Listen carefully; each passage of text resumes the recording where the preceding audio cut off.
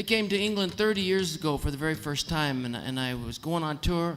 I did 38 concerts in 35 days in the dead of winter, and I thought that this was what England was like. And I found that it was the coldest winter in 80 years.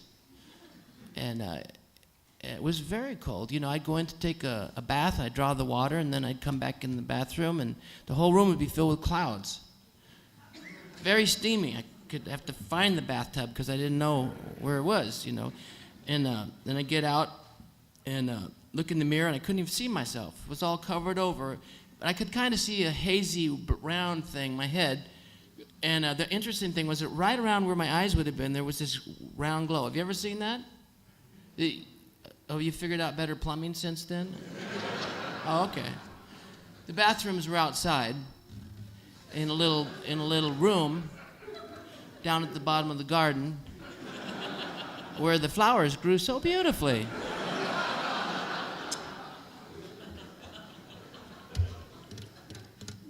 So that was my first experience with England, and I thought it was charming, you know, to go into a restaurant and say, are you serving breakfast yet? Oh yes, love. Okay, what do you have?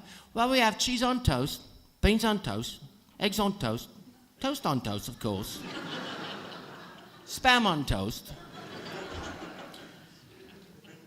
And they said, do you have any butter on toast? Oh yes, but you have to wait until the toast is good and cold so the butter won't spread. You know, that was kind of the tradition. They'd bring you out the toast and you'd ask for the butter, and it would be hard, and it would. But I guess you don't mind because you probably hate toast.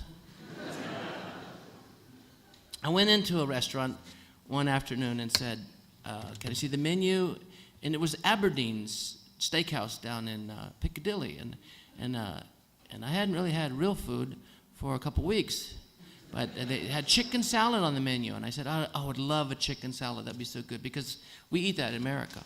So he brought a plate, and it was, what do you call it, a leg of chicken on the plate, and there was a beautiful little sliver of lettuce underneath. And then I said, is this like the starter? And then he says, no, that's chicken salad. I said, well, where's the salad? He says, that's it, the piece of lettuce on the bottom. I once did an album cover here, and I took a picture of some snakeskin boots standing on a mirror. You couldn't see that it was a mirror, it was so big, and then the sky reflected the mirror. I wanted to show that Satan had stood through man's history and felt victorious. And on the front of the cover, it's a picture of me with a lion superimposed, as though I were Adam with the Lion of Judah in my heart, that man has somehow been redeemed, and we have Christ. It doesn't matter if the devil's standing behind us on the back of the album cover. And I thought, I need to get an apple, a red apple. And so I went down and I looked for red apples. I could only find green apples. And said, when do your red apples come in? He says, that's it, sir. We only have green apples. So I thought, okay. So I went to the beauty shop and I got some fingernail polish. And I made it nice and red, and then I put it down and I looked to the camera. It was perfect, except I forgot to take the bites out of the apple. So I picked up the apple, and the fingernail polish wouldn't dry on the fruit. I guess it's just used to nails, you know. And so I had to go back to the store, buy a green apple, take 2 bites out of it, you know, a small bite and a larger bite to represent the Adam and Eve, you know. The large bite was Eve, and then I painted it back red and I put it on the album cover. And so I learned to make adjustments when I was living in England. I had a flat for about a year, and when I first moved in, I didn't know anything about how it was to live in England. I'd always stayed in people's homes or in a hotel room. And I found out that if I wanted to plug in the television and watch the telly, first of all, I had to pay the government. And then secondly, I'd have to unplug the lamp or the fireplace.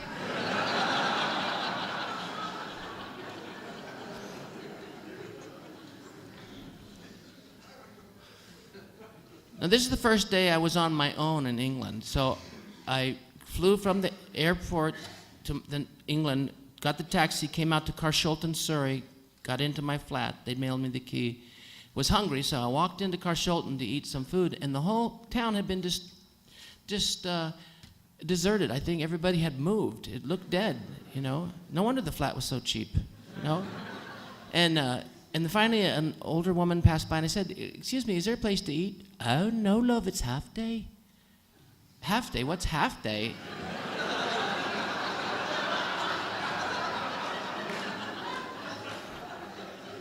"Well, it's Wednesday, isn't it?" "Yeah, all the shops closed." Okay, so I just wandered around. I thought, I don't have any food. The only food I saw was at the airport. And I didn't know. Maybe it was half day all over England. I didn't know. So I finally found a pub that was open, and there was only one person in it working and one person drinking. And that's basically the necessary requirements for a pub to be open. One person has to drink. So I went in and I saw a board with writing on it. No, I said, "Oh, nothing here, I understand. Shepherd's pie." I know they might be good with sheep, but I don't know about cooking. So I asked the bartender, "Food?"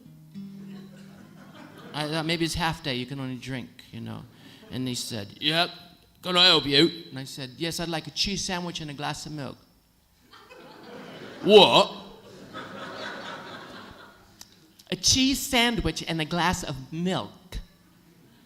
"What he say?" And the guy drinking it, so he said, "What do you want?" I said, "I'd like a cheese sandwich and a glass of milk." He said, "Oh, why don't you say so?"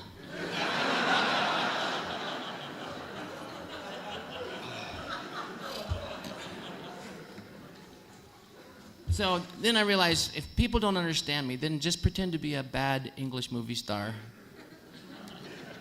Imitate the movies. And so I don't want to talk too much because I want to sing a lot of songs. But I have to tell you this because some of you will remember this. The Festival of Fire, the Light Up the Fire, was that what it's called? Back 1971? Festival of Light. Yeah. Oh, and Light Up the Fire was one of the songs we sang. Yeah. So I came and did a few concerts, and then I was told that I was going to speak the next day on a platform with a bunch of English people. And so I was sitting next to Malcolm Muggeridge and Mary Whitehouse, and and Mr. Muggeridge got up and spoke, and wow, he was brilliant. I can't talk like that. I can only think about one thing at a time. And then I thought, oh, I know, I saw this movie last year, and it was kind of about England. It was about a priest who became converted and then died for his faith. That's what I'll talk about. Yeah. The Devils by Ken Russell. Yeah. Yeah, that's a good movie, yeah. So then Mary Whitehouse got up and she started talking about all the things that were besetting England, all the cultural evils and the danger to our youth and things. And then she said that there's a list of 10 movies that she wants to recommend.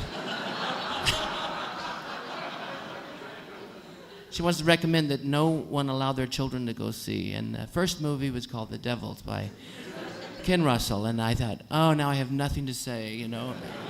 So I got up and I just talked about Jesus. And I found that over the years, that's always the safest thing to talk about.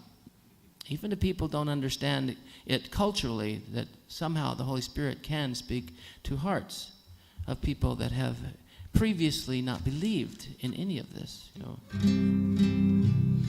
Which has nothing to do with the next song.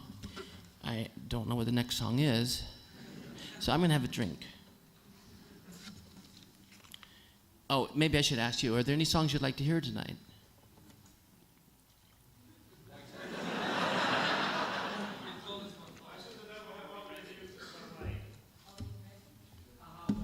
All right.